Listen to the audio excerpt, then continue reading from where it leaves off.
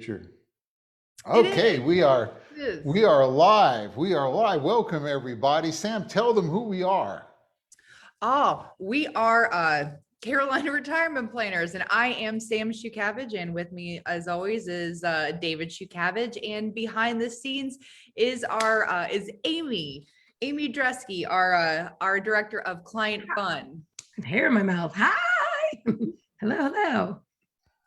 And we have been coming to you every Thursday at 4:30 for how many weeks now? What week is this? 64. 64 weeks. So we started in the middle, when COVID came, we couldn't get to see people personally. So we started this little happy half hour, and every week we come to you and we kind of have some fun, say hi, and then we we talk about some usually financial retirement type of thing, though we have had moved off the bars for holiday drink menus and wine shops for wine tastings and other things, and had doctors in and lawyers in. But so we do it, and it's just good a way to catch up with both our clients and our friends, as well as new people who come to learn. So that's good fun. We have a couple of things we do every week. One is we like to say hi. If you are here, type into the chat that you're here. We try to say hi to at least a bunch of people. And we also, what do we have at the end of the session, Sam? Oh, we have a wine drawing. Sorry, I'm reaching for my thing.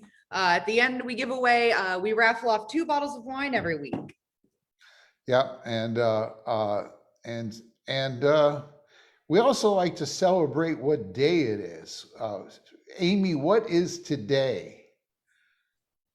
Today is National Energize Day, not energize, energize. Energize Day. Yeah, Like energize. Yes, it is a day. It is to celebrate slowing down after summer. It's always the first day after the autumn equinox. It's to find your inner peace and just inner peace. Okay. Yeah. Sort of one of those yuppie hot tub, just, days, right? Yuppie hot that's tub what today is. Yeah, that's exactly what we're doing today. My inner peace is in there somewhere. I know it is, I remember it when I was a wee kid. I used to have those days with inner peace, so yesterday today is actually the first full day of fall. Yes, fall started yesterday about, I think, 3:20 in the afternoon, when you could feel it come in too. The rain kind of cleared out, and this nice cool. We're in for a good fall weekend. Yeah, I see we've also had some people join us. Brad. Dad, I'm going to stop you right there. You tell me if I'm mistaken, but we went over your presentation before we got on here, and it was long. It is a bit long. I know that we want to say hi to everybody, but I also know that we want to keep our presentation under half an hour. Okay, maybe we should work in the presentation. We can chat if there's time afterwards. We can do that. I know. So but I noticed that you've been doing some research, and maybe this is why the presentation is so long. I have been doing some reading. Yeah, I love that you're keeping him on track. Thank you, Sam. Thank you. I'm trying.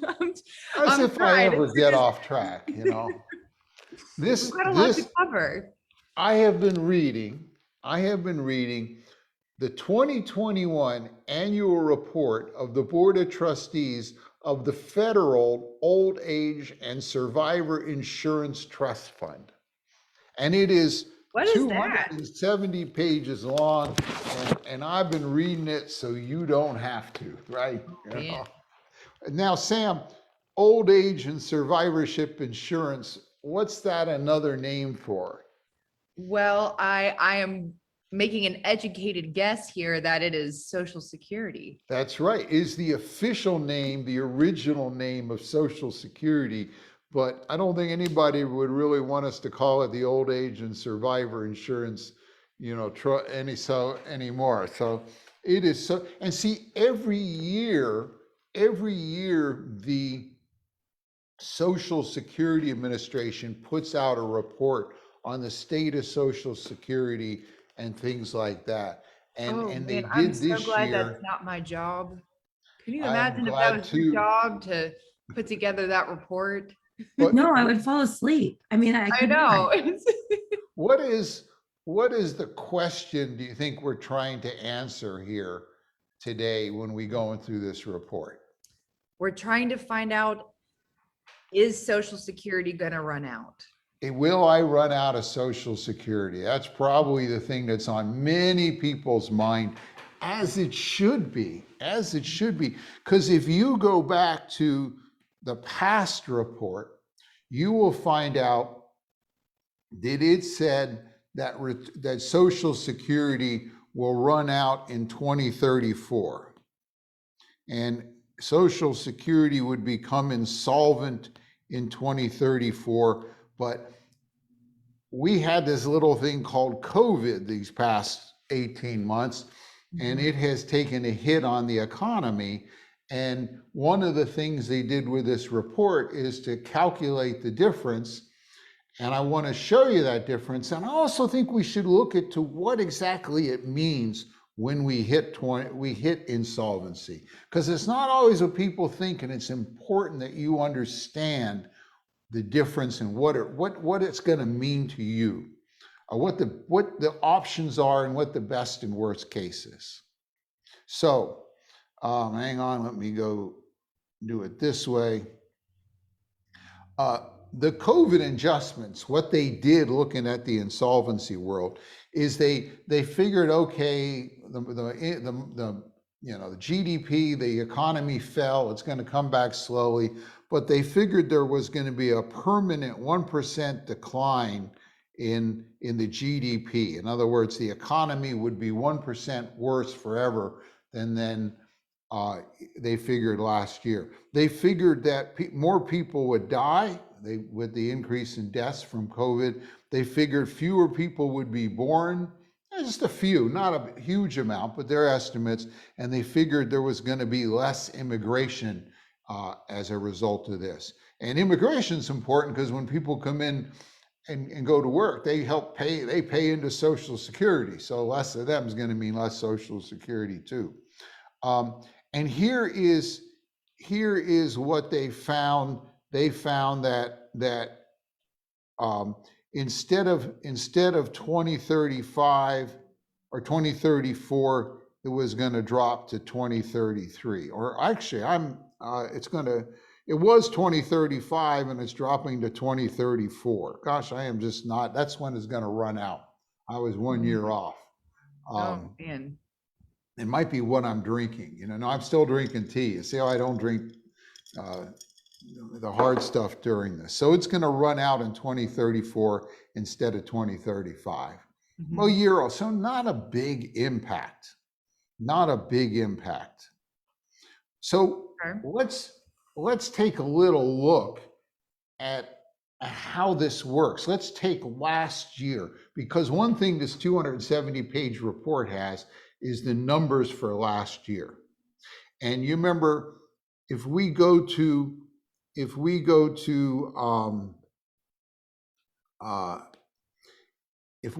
January of 2020, now if you can think back to January of 2020, that's when everything was fine. We didn't have COVID yet. It was still kind of just a rumbling in China or something.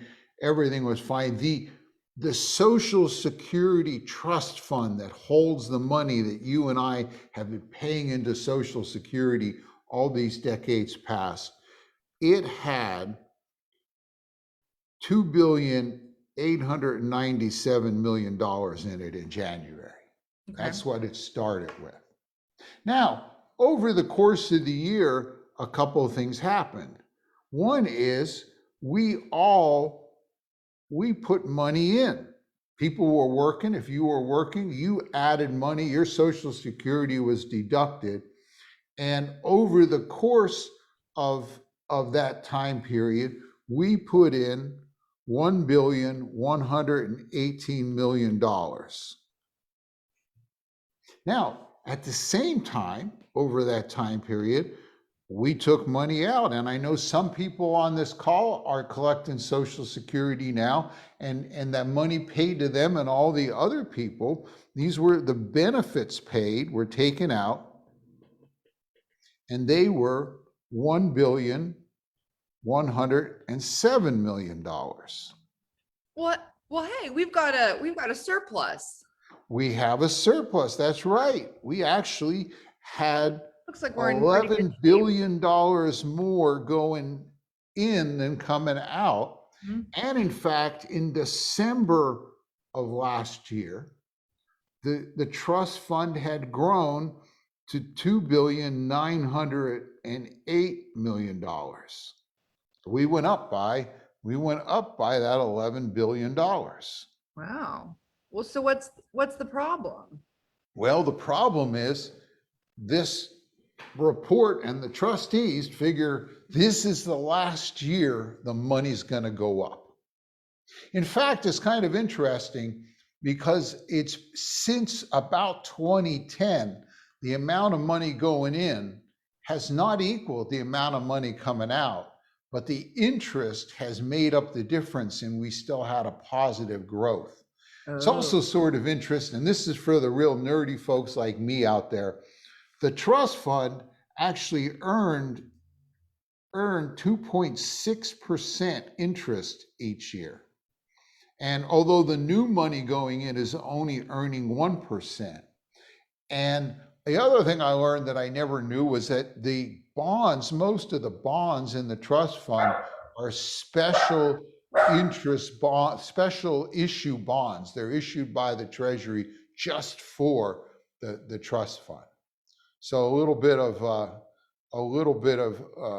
kind of how it looks. This is the last year it's going to grow, and from now it's going to shrink.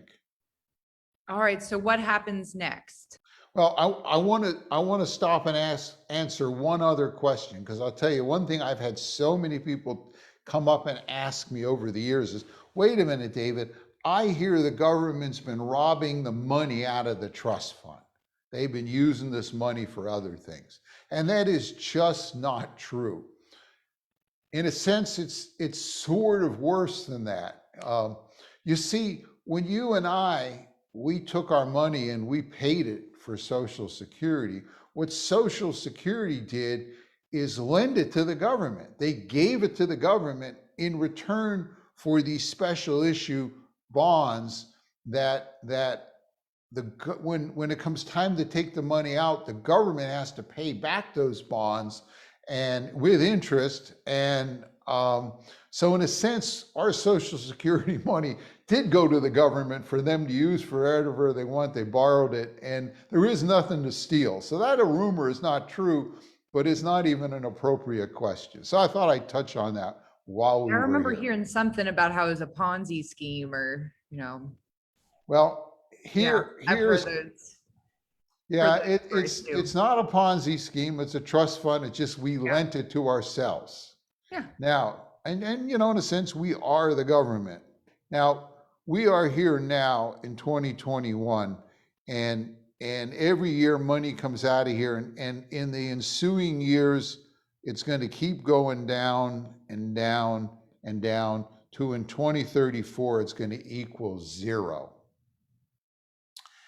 Let's look closer at what happens in 2034 when it equals zero. Let's go take a look at this. So here we are in 2034, and there's no money left in the fund. But in 2034, we have inputs. We have money in. This is the money from people that are working in 2034 and paying Social Security. This is the Social Security tax that everybody that's working is paying. And also in 2034, we're going to have money out. These are the benefits that Social Security is now kind of on the hook for. And I'll tell you, I suspect that many, if not most people on this call today are going to be collecting Social Security in 2034. And when you think how I don't figure out how, if you were, I guess the worst would be how many years is that in the future? Like 13 years in the future or so. So if you were 57 or older, you're probably going to be collecting benefits by then, you know? And this is, you can see that there's a difference. The money coming in isn't enough to cover the benefit. There is money there to cover, some of the benefits, but we have a gap. We have this gap where we don't have enough to make up the difference.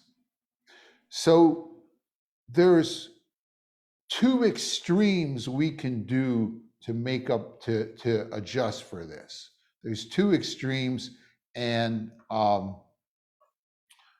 we can either, oops, I don't want that one. I want this one. We can increase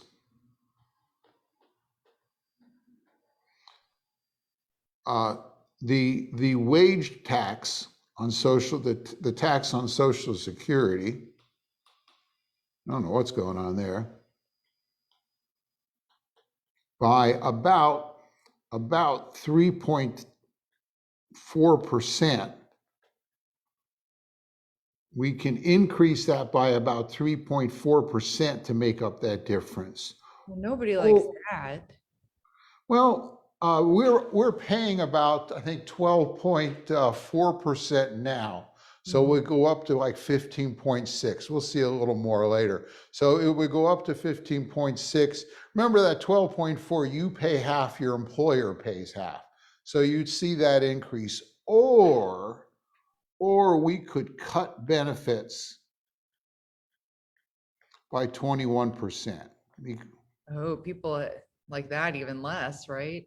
Yeah, I'm not these don't I don't sound like very either fun. of those Oh, yeah, options. what? Maybe, but this is kind of where we're at. It's one or the other. But one thing to understand is it isn't like Social Security will go away. At the worst case, it will go down by about 20%. Okay. And we're going to look at the ramifications of that here in just a moment here. Yeah. So I mean, does this mean that we should start it sooner? No, let me touch on one other thing before I go answer that question. I have another report here. This report's about a year old. This was July of 2020, and it's called the Summary of Provisions That Would Change Social Security Program. And it is a whole list of things that we could do, and it shows you if we did that, what the long range projections are. In other words, how much of this deficit would it make up? And I want to take just a minute and go through those things, just some of them. One of them is a tax increase. And what it says here is, for instance, if we increased payroll tax from 12.4 to 15.8, we went up by that 3-point-some%. Starting now, we could fix the problem. We'd have 100% of the money we needed. If we increase the payroll tax a little bit, 0.1%, up through 2045, which would get us to 14.4% tax rate, up from 12.4 to 14. We just went up 2%. It would fix about a little less than half. It would do 46% of it. If we capped it at 13%, it would take care of 17% of that deficit. How about if we change if we increased the retirement age? You know, right now the retirement age is 67 for younger people. That's as high, that's where it sort of tops out. If we increased it to 68 over slowly, 1 month every 2 years, we could fix 13% of the problem. And if we did it if we did it faster, 2 months, we could get 16. Now, I just want to show you all the different iterations they ran out. We could decrease the amount that you get, your Social Security payment. If we, instead of indexing it to what they do now, which is a wage index, we indexed it to inflation. Basically, we paid people less that were retiring after 2027, we could fit 86% of it. If we did it progressively, where people that didn't get much Social Security didn't see as big a hit as people that made more money, we could fix 47% of it. Lastly, if we just cut the cost of living adjustment, the increase by 1% a year, we could fix 59% of it. If we did it by 0.5%, we could fix 31. I'm just showing you this kind of the options that are in this. Hey, Dad, Phyllis had an interesting point. Was that in there? Have they considered eliminating the income cap? That's in there too. There are 132 different scenarios that have been run. Wow. And holy cow. And it all, if someone wants to solve it, they can also say, if I put 2 or 3 or 4 together, they can calculate what it would be. So it isn't that someone hasn't sit down and laid out all the options. We just need to get essentially politicians brave enough to come fix this. This is the third rail of politics, you know? But we need politicians that are gonna want to touch this, because there's no way of fixing this that anybody's gonna like. You're gonna make somebody unhappy. Now, one question is, as you said, Sam, should I start sooner? Yeah, I mean, for our clients, I don't know what it's gonna look like for me, but for all of y'all out there, it is the wrong thing to do. It's not obvious at first, but I believe it is going to be the wrong thing for just about everybody to do. And here's why. One, Social Security isn't going away. It's not going to stop. It's just going to go down. So let's take an example here. Okay. Let's say that this is 2034 when Social Security is reduced. And let's say, you like to look at the numbers, don't you? I do. And let's say, he definitely and I like to translate it into a picture. Let's say you're 62 right now. You're 62 right now, and your full retirement age is 67. If I wait to 67 to start my Social Security, I will get 100% of my full Social Security. So I will start here at 100, and I will run out here to 2034, and then it will drop to 80%. And then I'll get 80% for the rest of my life. Now, let's say I say, well, no, I'm going to start early because it's going to run out. Well, if I start early, I'm only going to get 70% of my full retirement age amount. If you start early, it goes down by about 8% a year. So you would only get about 70% of your full retirement age amount.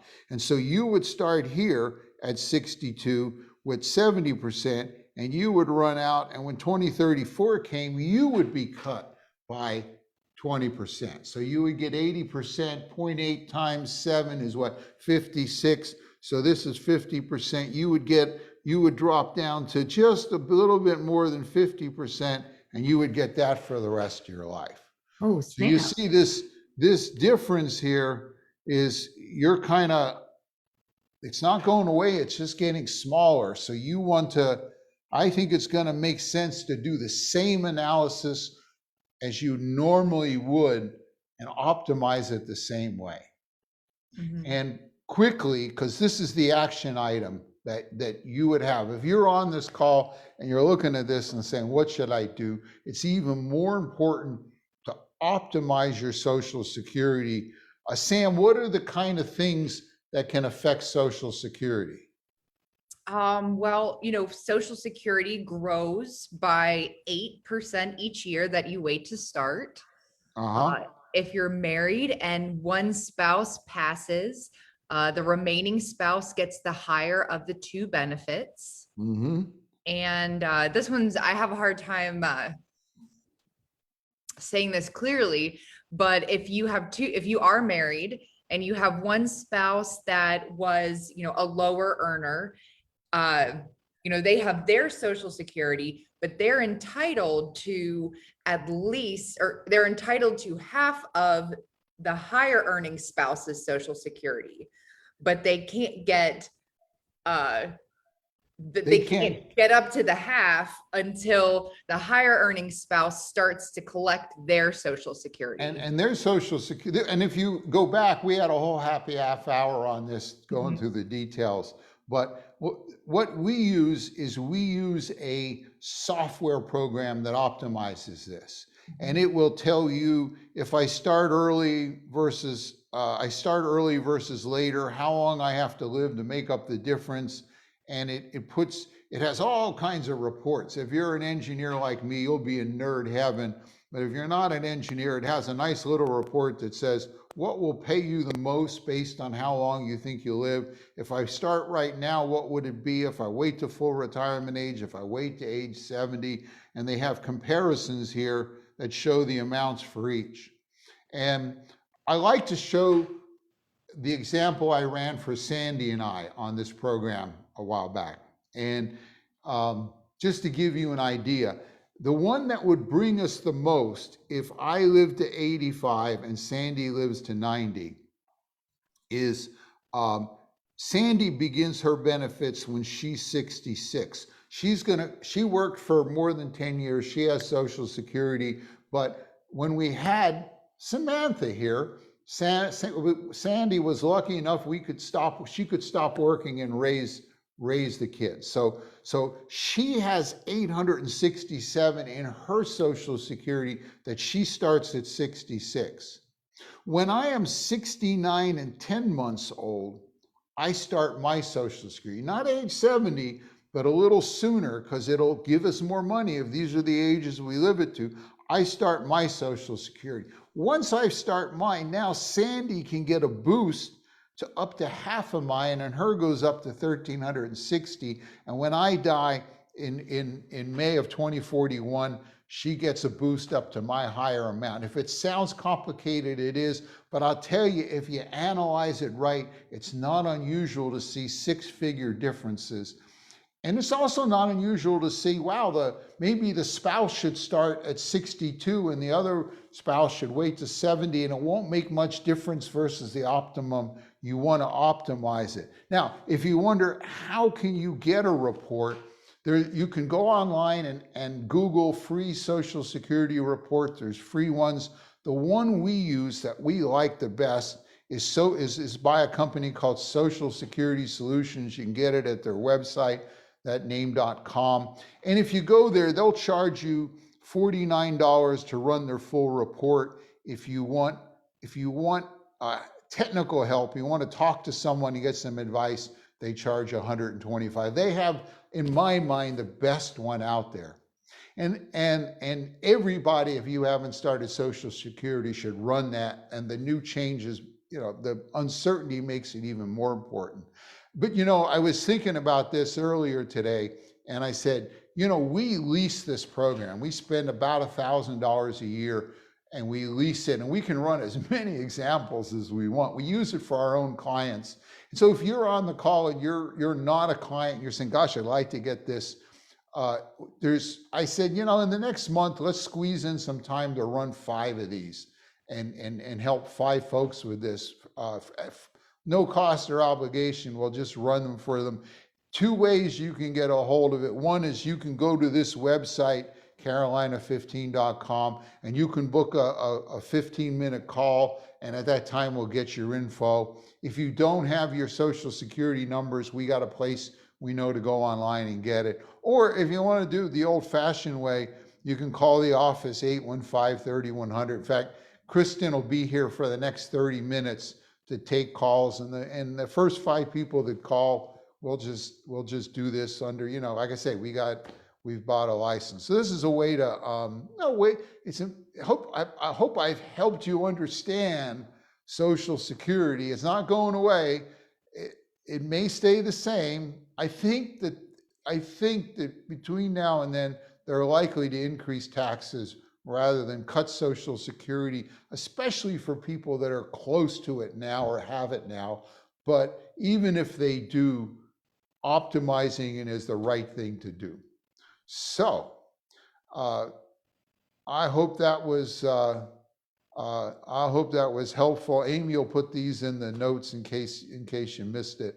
But it'd be kind of fun. So Sam, what is next?